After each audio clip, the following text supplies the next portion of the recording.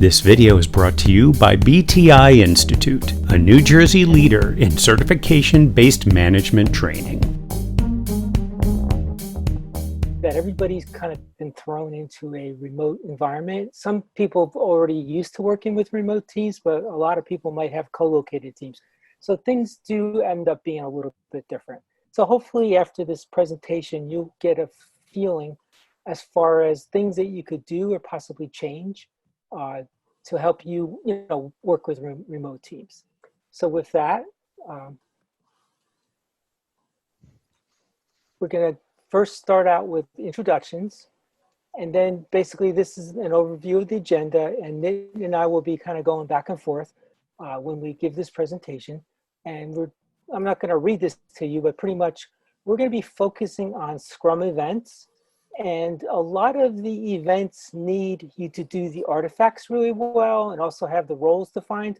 So you're going to find Nitin and I touching on everything, pretty much the Scrum roles, events, and artifacts. But the actual events is what you facilitate when you're remote. So that's what we're going to focus on.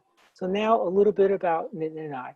So you've seen us before. I'm basically been working with Agile teams for over 10 years. I'm very passionate, and recently they're having me actually train teams in Poland and India, in the US where I work. And so things are going really well. The organization seems to really be embracing agility. So Nitin, you want to introduce yourself? Yeah, sure. My name is Nitin Khanna. Some of you have met me before. You've heard me speak with Bob, share the stage. I have the alphabet soup of acronyms as well. I love to just keep learning and getting certified and challenging myself. I enjoy working with teams that are either starting up or are already pushing their boundaries and limits. And most recently, I've been working in the pharma space, and I've also done some agile adoptions in financial institutions, and really love collaborating with Bob and working with agile mindsets and enthusiasts. And what we like to add a little bit of light humor here and there. It's an informal Wednesday evening. So if you notice, we have magical names. We're both palindromes. And we believe in the philosophy that this works.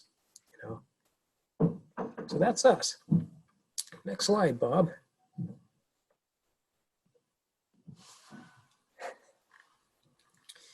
And I'm all frozen, but let's see, it's coming up. Okay, Nitin. Okay. Everybody should be seeing a slide that says who's on your Scrum team. The coaching tip. Yep, so as an Agile coach, first and foremost, when you venture into any team formation, and particularly Scrum, the one exercise I encourage people to do is quite simply have people understand their role, whether they're part of the Scrum team or not. And if they're not, that's okay. They might still add some value and they might still be able to help. But the reason we do this is we want to make sure that people truly understand who's being held accountable for some outcomes and who are those who might be influencing things. And I'm sure you've seen the classic chicken and pig story where, hey, pig, I was thinking of opening a restaurant. I don't know, what should we call it, says the pig. How about green eggs and ham? No thanks, I'd be committed, but you only be involved because pigs get slaughtered, and those are the actual team members.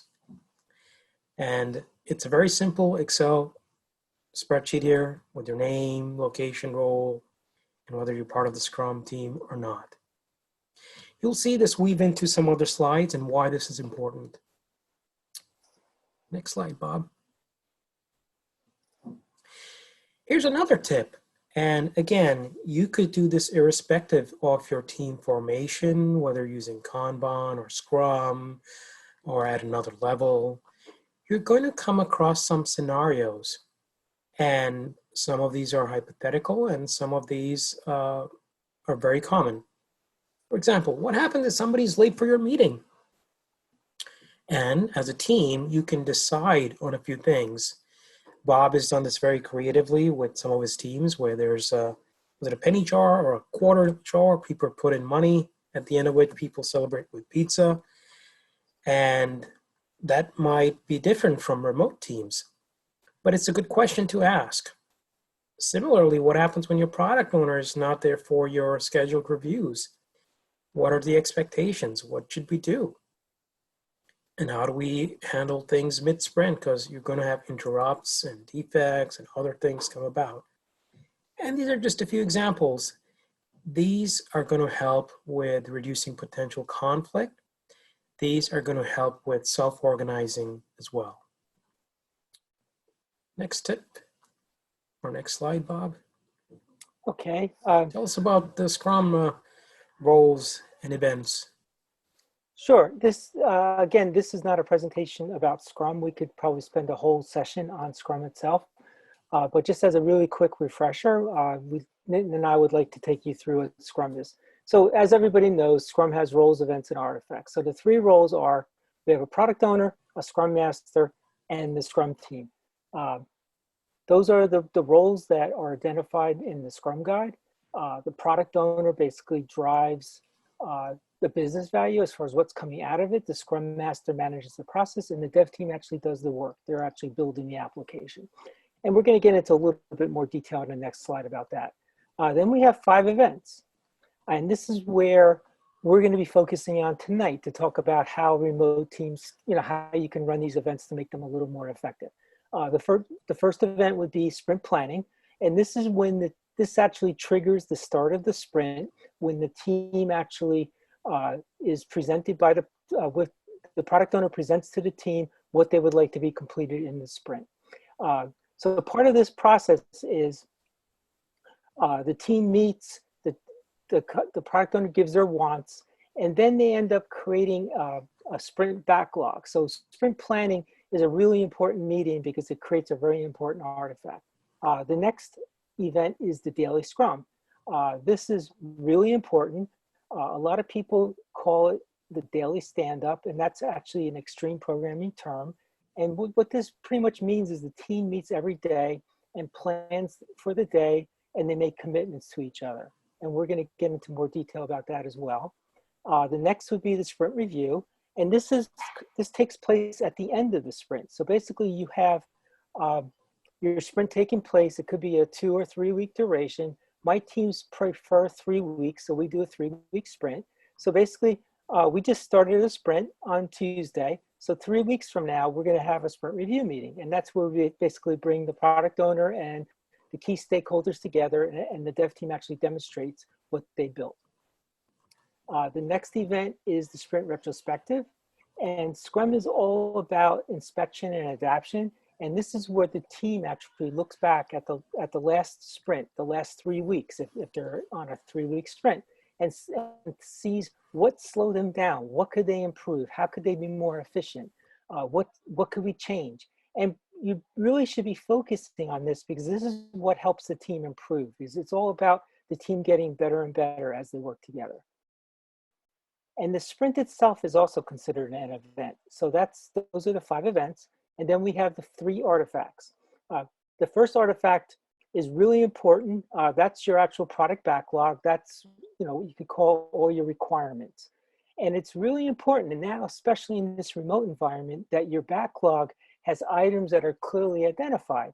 And we're going to get into that, as well as ensuring that the product owner understands what it is they want and what will be giving the best business value. Another artifact in Scrum is called the sprint backlog. And this basically comes out of the sprint planning meeting. A lot of teams will actually have 2 sprint planning meetings. Part 1 would be with the business and the product owner. And part 2 is when the dev team gets together and actually make sure the story points are right and they actually volunteer for the work. And that, in essence, is what the dev team is committing to deliver in the sprint. When I first got started with Scrum, I got really confused between the product backlog and the sprint backlog. So the product backlog is everything that the product owner wants, that the business needs. And the sprint backlog is only the items that the team is actually working on and they're committed to delivering. And then the final increment artifact is the increment.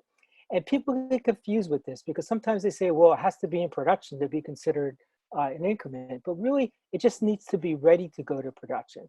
So these are the 3 artifacts. And that pretty much, that's it, period. If you're going to do Scrum, you have to have the 3 roles, you have to be doing the 5 events and the 3 artifacts. There's no choosing which ones you're going to do or not. You have to do everything. And so this is something that I picked up from Lisa Atkins from the Agile Coaching Institute. And this shows a really good picture of the Scrum roles. And it actually aligns with Dan Pink's intrinsic motivators, where you have purpose, autonomy, and mastery. So basically the product owner sits up here and focuses on what is the purpose of the team.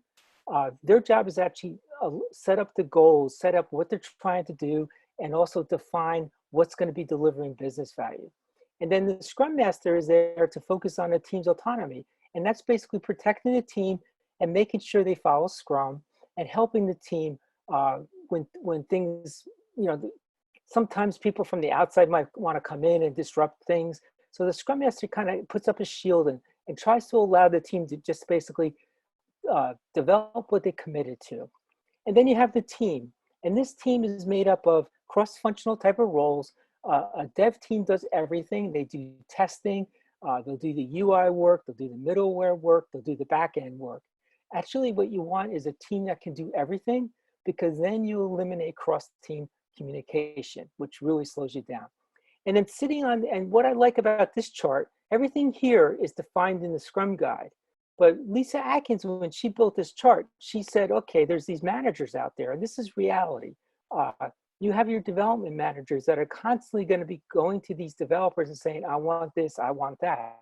And that's where the Scrum Master and the product owner has to manage that, because now the manager is facilitating mastery. And then finally, there's this role called the coach. And the coach's job is to focus on the value delivery and basically help the product owner, the Scrum Master, and the team understand. Like, I got a call a couple weeks ago from a product owner who was having a lot of problems. So I basically talked to her. I've been attending their meetings. I've been giving advice, and I've been conducting training. So basically I'm putting my hat on as a coach. And if you notice, I'm sitting on the outside of the circle. I'm basically not part of the Scrum team, but I'm here to help the team, where they need it, as far as helping them tune up. Pretty much providing the type of information that's being provided tonight, helping the team do Scrum better. All right, before we go on, is there any questions so far? So Bob, are you a chicken or a pig in this scenario? And as a coach, I would be a chicken. Uh-huh. I'm not sure if everybody understands the chicken and pig metaphor, but yes, if I was the Scrum Master, or if I was inside this circle, I would be a pig, meaning I have skin in the game.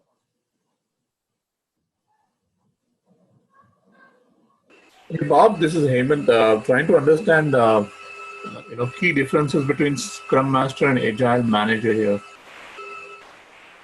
Okay, the Agile Manager is usually the development manager, the manager that the developers report to, if that is how your organization is set up. A Scrum Master is somebody that actually facilitates the process. They really understand Agile, and they really understand Scrum, and they're the one that would actually facilitate all the events, make sure the product owner's ready, make sure the backlog is ready, and pretty much owning the process. The Scrum Master doesn't have people reporting to them. So really the Agile Manager might be like, again, it could be depending on your organization. You would differentiate that with, having some of the developers reporting to them. Did that answer your question? Yeah, kind of, but my curiosity is to check further into, do Scrum Master have multiple initiatives or projects? I believe that could be true for Agile Manager. Just wondering. The recommendation is you would do, it would be one Scrum Master per Scrum team, because it's definitely a full-time job. Depending on the Scrum Master's experience, they can work with more than one team, where basically I had on one of my assignments where I am at right now, I had 2 Scrum teams actually reporting to me, and then I was coaching 3 Scrum teams in Pune. So it really depends on the experience level of the Scrum Master. The manager basically is responsible for the HR type of things. And also if you look at the Dan Pink intrinsic motivators, the mastery, basically enabling the employees, these would be the members of the dev team, to take training, to get the necessary training that they need in order to complete what's required. Thanks, Bob. Is there any other questions? Hi, how are you? Good, how are you, Conrad? Yeah, this is Conrad. Yes. I just want to ask, right, will this meeting also cover the real world scenario that our resource will be also dragged by the production issue, and also maybe they are shared resource from several different sprints? My Scrum teams, they do production support. Depending on your organization and your model, some organizations have separate production support organizations. But when I'll give you an example, like my Scrum team, let's say I have 6 members. All right, 1 member would volunteer to do production support during the sprint. And that would allow the other 5 members to actually do development work during the sprint. Now, if production support gets really heavy, where that 1 member cannot manage it, they have the authority to reach into the team and say, hey guys, I need help. Again, that's done in coordination with the product owner, because production always comes first. Basically, what you want is a team made up of people that can do everything. If you think back, they used to structure teams by components. They used to have UI teams, they used to have middleware teams, they used to have back-end teams. And what ended up happening was you needed a project manager to coordinate all those activities between those 3 different teams. But when you do Scrum, you have those skills on your team. So basically during the daily Scrum, you're doing all that coordination between UI, middleware, and back-end. And that's the power of a Scrum team. Did that answer your question? Yes, thank you. How are you doing? Thanks for setting this up. My name's Jay. Nice to meet you all. Sorry about I couldn't get my camera to work. We'll take one last question before moving on. Okay, so go ahead, Jay. Go ahead, Jay. Yeah, so my question is basically, where is the, there's a lot, as a Scrum Master, right? Sometimes you have members of your team that aren't that skillful for writing user stories, or eliciting some of these stories, and or actually doing the actual work of writing them. How much can you pitch in and facilitate when it comes to this? And where does your role end and that of the product owner and the development team begin? Sure. This could be a whole meeting discussion, but I'll just give a real quick Cliff Notes version. The product owner owns the backlog. It's the product owner's job to actually define all the requirements in the backlog. All right. Now, product owners that I've worked with, they've had a team of business analysts that are most likely not part of the Scrum team. So like this product owner, behind this product owner, you have stakeholders, you have business analysts, and an army of people writing all the requirements and creating that backlog. Now, as a Scrum Master, what I'll do, and what ends up happening is when the BAs start doing it, they don't really understand the format, and Nitin's actually going to be covering that a little bit. And so basically, as a Scrum Master, you're working with the product owner and the team behind the product owner to get those stories done. Now, the developers, they don't write stories. Developers they'll write technical stories. Like let's say the product owner says, well, I want a database, all right? And so in order to do that, the developers will say, well, we need to set up a server, all right? Now, the product owner wouldn't really know the details about that. So the dev team would actually write those technical stories, and they would end up being in the backlog as well. And then you have meetings where the developers would say, okay, before we can do this item, we need to do these technical things. So that's basically kind of how it works. And yes, I do roll up my sleeves as the Scrum Master, and I do help. That's what it's really all about. But it's not the Scrum Master's job to create the backlog or the stories. Did that answer your question, Jay? Yes, it does. Yes. Thank you. And if I could just add one or two quick pointers there as a former product owner and also former Scrum Master.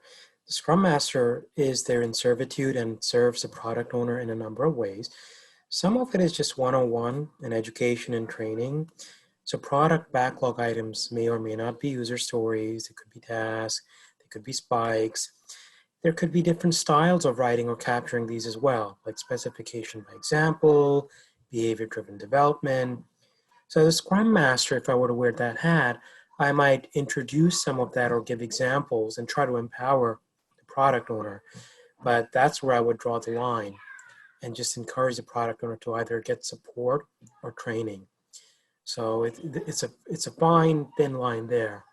So just be a little careful that your Scrum Master isn't taking on too much there, because there's a lot happening on a day-to-day basis. So anyway, that was my take as an opinion as well. So let's move on, Bob. We'll certainly have more time towards the end to take more questions and see what we can tackle. So being remote, there are a few universal tips. I'm sure, particularly now with the epidemic that's here, a lot of us are remote. We're getting a lot of invites to webinars or Zooms or WebEx. And Bob and I get on early just to do sound checks, and there's some banter and there's some poor jokes as well. And it gives people an opportunity to really laugh at us, make sure they can hear the sound. Have a time box on screen. And Scrum Masters do this really well so that people keep focused. And that way they don't have to say anything. It's just a visual artifact. Mute yourselves when you're not talking. If you're working with a team, be it onshore, offshore, have people's messenger IDs or cell phones for emergencies. Call out any breaks. So Bob will say, hey, we'll end at 7. We'll stop the recording. But then it's more informal, it's more casual. But if you're doing sprint planning, which could go for hours and hours, you might want to give people an opportunity to just step away. And again, mute non-essential observers or just have them leave. So there could be people who are not part of your core Scrum team, and if they're causing a bit of a distraction or interrupt, just mute them or figure out how they can get their questions answered in another form. So these are just a few universal tips. We can use these at any of the events. Next slide, Bob. So let's start with sprint planning. These are where things actually start. If your camera's on, you're engaged. If the camera's off, you're off to the moon. Maybe some people are shy, so you ask people what they want to do and what does that mean.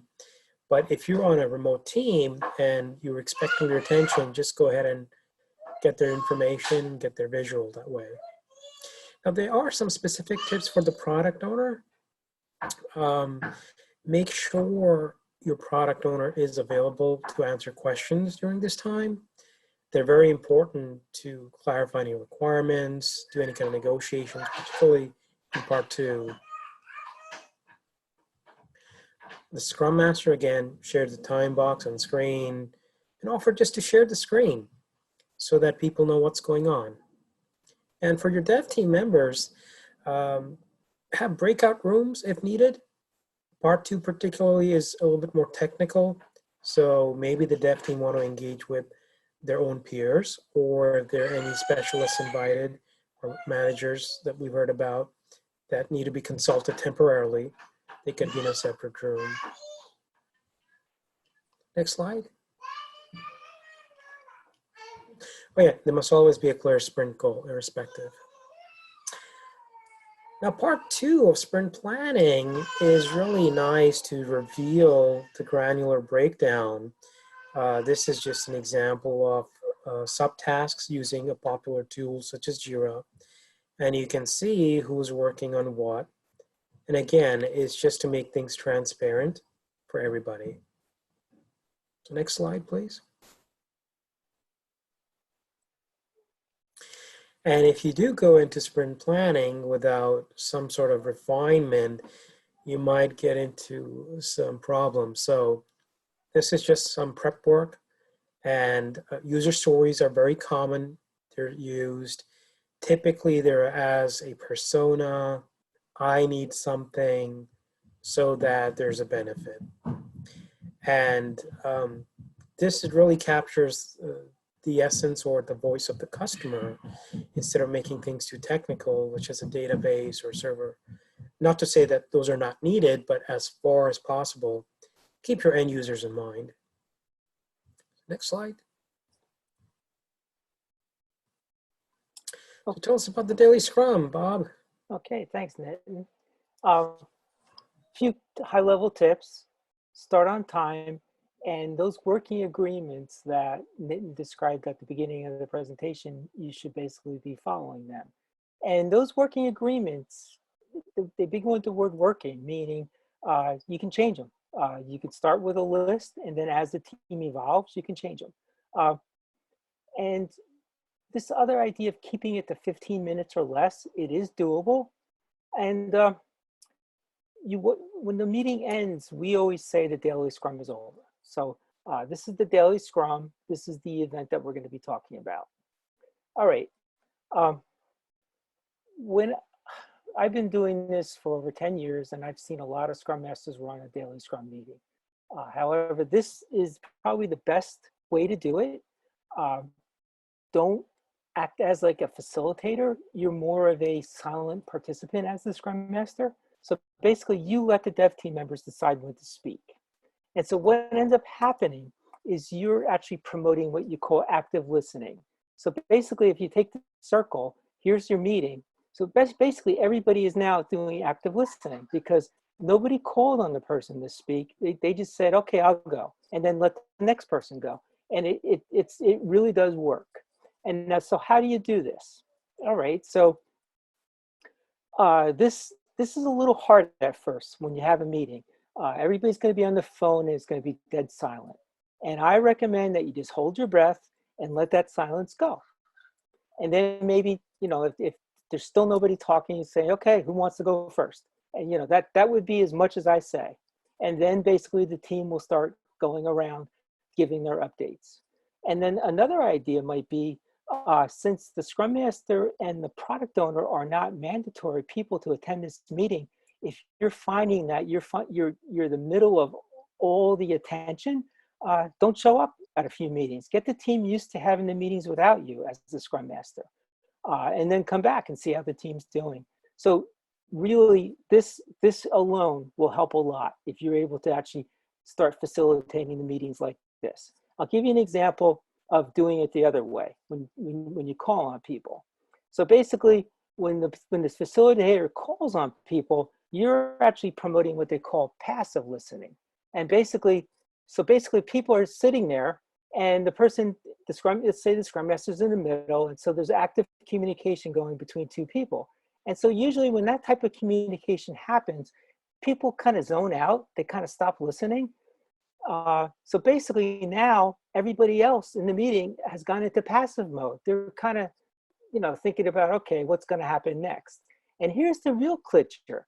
There are other people that haven't spoken yet are thinking, oh, am I going to get called on next? So they're all worried about that. So now you have people in the meeting not really listening, but just waiting to be called on.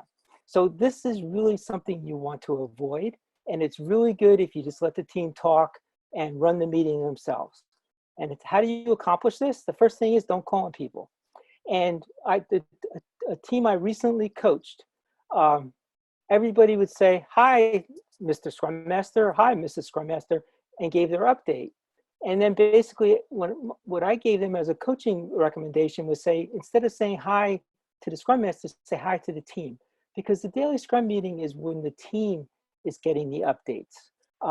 You're giving the update to the team. You're not giving it to the product owner. You're not giving it to the Scrum Master. And then the last thing is, the team that I was just working with, the Scrum Master would say thank you after every person gave the update.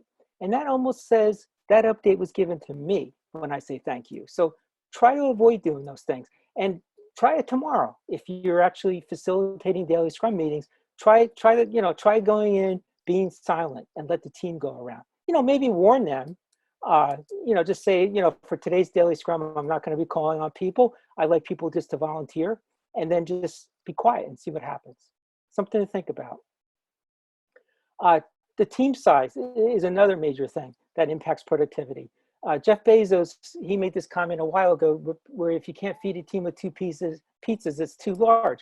And if you look at these lines of communication, you can see why. When you have a 5-person team, there's only 10 lines. When you have an 8-person team, there's 28 lines. And if you're studying for the PMP, here's the equation that you're going to have to be able to use to calculate the number of communication lines. So for a 12-person team, you end up with 66 lines of communication. So it's much easier to communicate when your team is small. So keep that in mind if you're finding that if you're dealing with a really large team and you're having a hard time getting through. It just creates a very long and boring meeting. The team I recently worked with, they had 12 people. I recommended that they break into 2 teams of 6. Okay, how do you complete the meeting in 15 minutes or less? Start exactly on time. This is so important. How many times have you gone to meetings where it's always going to start 3 minutes late? So guess what? Everybody's going to be showing up 3 minutes late. When I have a meeting, I will start it exactly on the dot.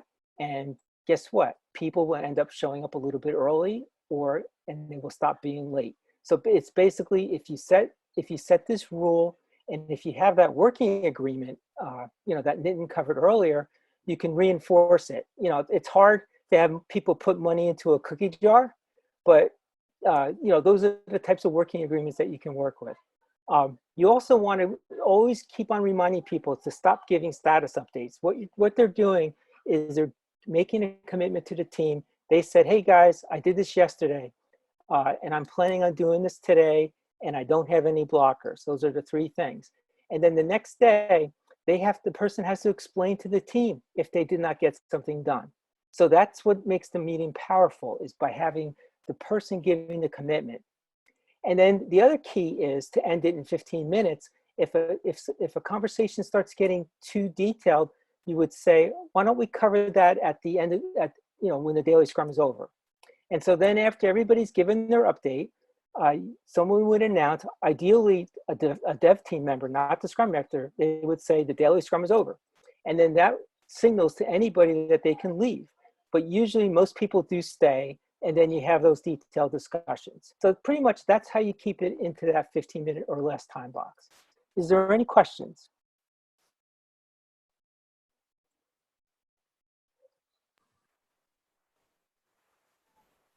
Just a quick comment. I'm taking a class with Jeff Sutherland right now, and he's been working with Tesla and Elon Musk. And he said, as the company becomes more and more efficient, Elon Musk does not attend a meeting where there's a team of more than 5 people.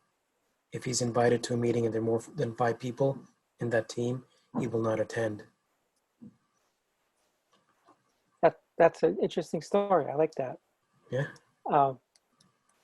Actually, that the Harvard said 4.6. Now right. And I've been doing this for a long time, and 5 is really a good number. Yep. You can do so much with 5. Yep, that's where it came from. 5. The last thing I want to show is when we do the daily Scrum, that Nitin showed you the Kanban board that you actually create during sprint planning part 2. Here's another view of it. We just did sprint planning yesterday. And so what this does is it shows a lot of detail. So the first thing we're looking at here is a Kanban board, say any blocked items, items that haven't been started, items in progress, items that are done, all right? And now here's where, if you're familiar with Jira, this is the actual item in Jira. And now the person, this person's name is Nima, he actually created 2 subtasks, and that's identified this way. So now, instead of having just this one item floating in Jira, he's got these 2 subtasks. And then a perfect example of it is there's this item here, 1042. If you look at 1042, missing consent events. All right, this is the story. All right, so now looking over here, he already had a subtask, research missing events. He already completed that. All right, so then looking over here in progress, he's got raised the case with BLG, that's Bloomberg. And then over here, and not starting yet, he's got backload events if necessary, and telecurse receive feeds from scheduler. And so now we've taken that one story and we broken it into these subtasks. And so now visually, everybody can see what's going on and all the work that's happening.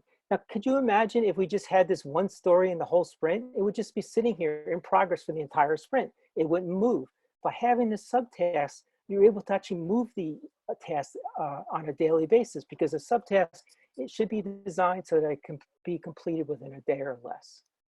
So this is just one of the powerful things that you can do when you have the subtask. And I basically display this in Jira, and the board that Nitin showed had all the developers' names. So when the person starts speaking, you just bring up this section of the board and they talk. Now, me as the Scrum Master, after Nima gets done, I might say, Nima, there's 4 items in progress. We try, as a team, we try to limit it to 1 or 2. So what I'm seeing here, just by looking at this, is that Nima might be trying to take on too much. He's trying to do too many things at once. And when you do that, you end up getting nothing done. So that, again, this is just an example as far as how you can work with remote teams.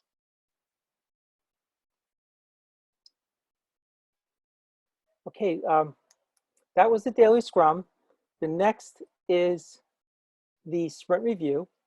And I highly recommend that when you start the meeting, you always say, this is the sprint review, and you want to give what the purpose and the outcome is. And it's always good to actually organize an agenda prior to the meeting. I've seen a lot of teams just like open up the view in Jira and just start going down the list, but it ends up being a little bit scattered and not that organized. And the other thing is, the team should decide who's going to actually be capturing the feedback that might come from the stakeholders during the sprint review. And then this doesn't take that long. If you use Jira, you can actually export the current sprint into a spreadsheet. I then sort it by the assigned person. And then we have a meeting the day before the sprint review, and we say, okay, what are we going to be demonstrating? Who wants to volunteer to demonstrate it? Usually the person that worked on it would be doing the demonstration. So here's an agenda that was set. And as you can see, it's time boxed, where we have the Scrum team names and the times, and actually who's actually giving the updates. And when you really evolve, you eventually start getting the business to give updates as well, where the developers would be giving technical updates, doing the technical stories, and the business would actually be giving their demonstrations. And it's so much fun when this happens, because the business, when they start talking about it, they sound like they own it. They really get passionate about the different functions that they're demonstrating. This is the best place to be when you start having the business actually giving demonstrations during the sprint review. So was there any questions? Yeah, I'm sorry, go ahead. Bob, is there an example of what maps to the RAID log, risks, assumptions, issues, decisions in Scrum? Risks, issues, and decisions in Scrum. How do you track that? That's basically tracked by our PMO. That's tracked by our PMO organization. Like you have the Scrum team doing the work, and like I wear both hats. I'm the Scrum Master and the Program Manager. So I end up creating the risks, and when I put my Program Manager hat on, my job is to keep it away from the Scrum team. I don't want to distract them with the status reporting and all that kind of thing. So when we identify risks, and any type of funding issues, things like that, I would work with the PMO on. So that's pretty much how it is. Like Scrum itself, by standalone, doesn't really have an event for that or an artifact for that. if you look at the roles, the product owner is the one that's actually responsible for all the status reporting and budgeting. But a lot of times the product owner will ask for help from the Scrum Master, because the product owner is the one that's actually responsible for delivering the business value. It kind of shifts the roles a little bit, because it used to be the dev managers that were responsible for delivery. Now it becomes the dev team and the product owner. So it's the whole team together. Did that answer your question? Oh, thank you. Yeah, and there's another presentation that I've given to other teams that shows how all that works, but that's not in tonight's, unfortunately.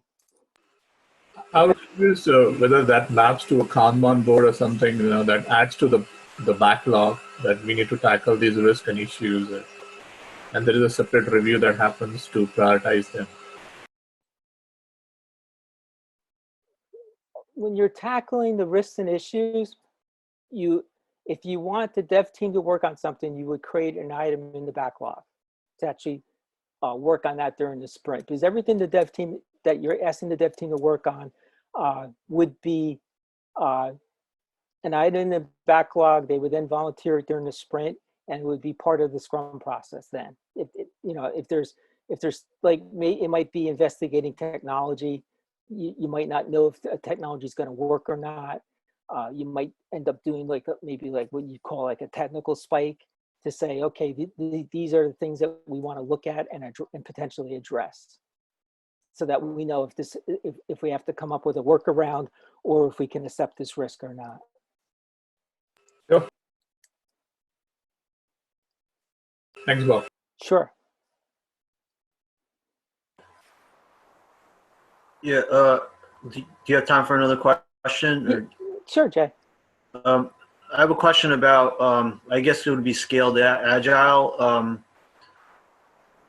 I'm just curious to know, so I had one time I had a friend, he had basically, so he had 5 different teams, and each one of the teams had multiple projects, right? And he was complaining that just the daily stand-up alone took so much of his day. I'm just wondering how you would address something like that.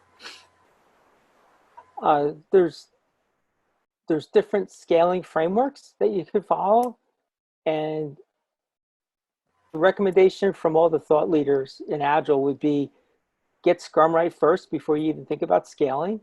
And then if you are going to scale, start simple.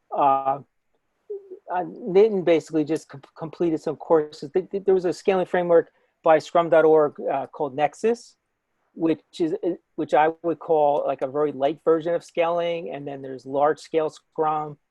There's Scrum at Scale from Jeff Sutherland. And then there's the big one, the Dean Lethenwall one. So it's really how you actually manage that process. And they basically have all those different types of roles defined.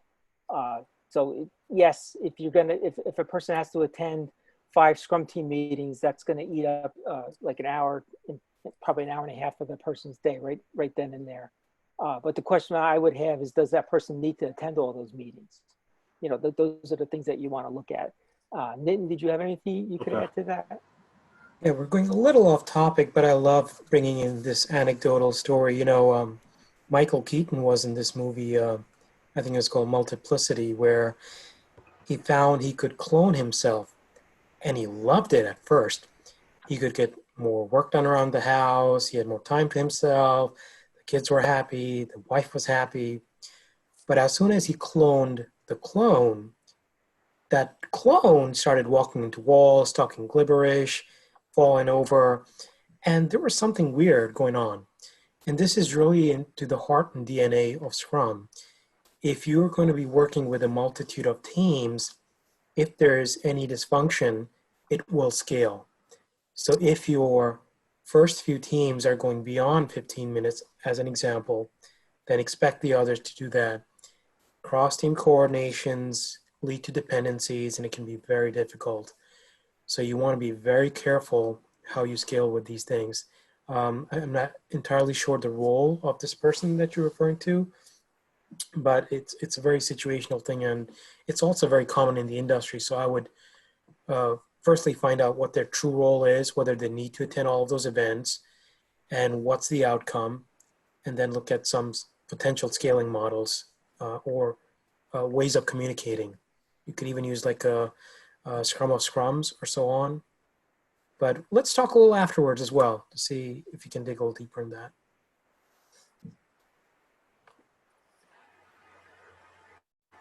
Okay, and the last event is the retrospective. The retrospective. Is this the daily retrospective, the occasional retrospective, or the retrospective at the end of the sprint?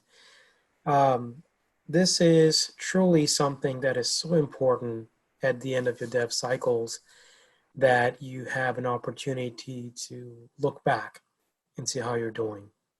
And now that a lot of people are remote, the use of digital technology comes into play. And it's hard to have a pulse check or get people to stay anonymous. So be sensitive to feedback that you're getting. You don't want this to be trickling up in any way and people to be shot at. Retrospective is protected. It's meant to be just for the Scrum team. Nobody else is invited unless you really have the dev team collectively saying, hey, we need this person for this one time. If you're a Scrum Master, just offer to be a scribe, because if your name has a timestamp, they say, oh, okay, that's the Scrum Master, but we're not sure where it came from the team. But sometimes the message is important, not the messenger. And if you do use electronic tools, Trello, MS Whiteboard, just make sure you can use it behind your company firewall, you've tested it out, and this will really help when you're not all co-located, you're offshore, different time zones, particularly this time, what's going on. So that's just a few, those are a few things for the retrospective.